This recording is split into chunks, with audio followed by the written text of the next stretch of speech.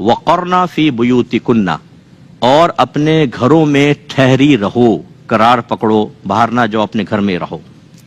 ولا تبرجنا تبرج الجاہلیت الاولی، اور بے پردگی اختیار نہ کرو جیسے پہلے والی زمانہ جاہلیت کی بے پردگی، یعنی اس زمانے میں جیسی عورتیں اختیار کرتی تھیں آپ ایسی بے پردگی اختیار نہ کریں۔ وَأَقِمْنَا الصَّلَاةَ، اور نماز قائم کریں۔ وَآتِينَا الزَّكَاةَ، اور زکوٰۃ ادا کریں۔ وَأَطِيعْنَا اللَّهَ وَرَسُولَهُ، اور اللہ اور رسول کا حکم مانیں، اطاعت کریں۔ انما یرید اللہ، محض ارادہ کرتا ہے اللہ تعالی، لیذہب عنکم الرجس، کہ لے جائے تم سے ہر قسم کی گندگی اور برائی کو، اہل البیت، اے نبی کے گھر والو، اے اہل بیت۔ اب ذکر کس کا چل رہا ہے؟ پھر دہرائیں ذرا، ازواج مطہرات کا۔ اس کا مطلب ہے ازواج مطہرات کون ہیں؟ اہل بیت ہیں، قرآن سے ثابت ہے، ذرا ذہن میں رکھیے گا۔ وَيُطَهِّرَكُمْ تَطْهِيرًا، اور تاکہ اللہ تعالیٰ تمہیں خوب پاک کر دے۔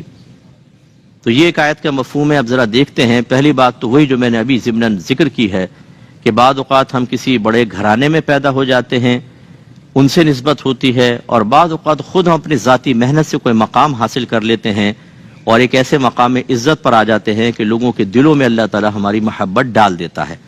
مثال کے طور پہ کوئی کسی عالم کے گھر میں پیدا ہوا، مفتی کے گھر میں پیدا ہوا، کسی بڑے آستانے میں پیدا ہوا ہے، کوئی پیر کامل کی اولاد ہیں، تو یہ وہ نسبتیں ہوتی ہیں کہ جو بغیر کسی ذاتی کمال کے اللہ نے خود عطا فرما دی، اپنے فضل سے پیدا کر دیا۔ اور ایک ایسا ہوتا ہے کہ ایک آدمی ہے، ایک عام گھرانے میں پیدا ہوا لیکن محنت کی، بہت بڑا عالم ہو گیا، مفتی ہو گیا، بعد میں خلافت مل گئی، انہوں نے بیعت شروع کی، بہت بڑا آستانہ قائم ہو گیا، وہ نعت خوانی کی طرف آ گئے تو اللہ نے شہرت عطا فرما دی، قرات میں مہارت حاصل ہے تو بہت بڑے قاری ہو گئے، معروف ہو گئے۔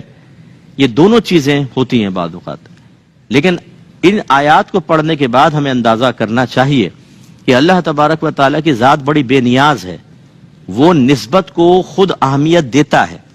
اس لیے جب بی بی فاطمہ رضی اللہ تعالی عنہا نبی کریم صلی اللہ علیہ وسلم کے آخری وقت میں قریب آئیں تو سرکار نے قریب بلایا، سرگوشی کی تو آپ رونے لگیں، پھر سرکار نے بلایا، پھر کان میں آہستہ سے کچھ کہا تو مسکرا دیں۔